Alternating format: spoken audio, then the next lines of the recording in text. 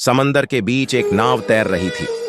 उस पर एक निर्दयी आदमी था और उसके पास था एक नन्हा कुत्ते का बच्चा।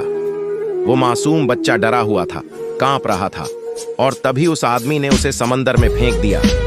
तभी आसमान से आवाज आई, जय श्री राम, और प्रकट हुए श्री हनुमान जी गदा के साथ तेज रफ्तार में।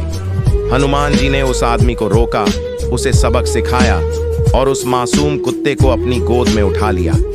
कुत्ता अब मुस्कुरा रहा था और हनुमान जी उसे प्यार से देख रहे थे, जैसे एक पिता अपने बच्चे को। अगर आपको हनुमान जी और इस नन्हे कुत्ते की कहानी अच्छी लगी हो तो लाइक करें, कमेंट करें, शेयर करें और सब्सक्राइब करना मत भूलें।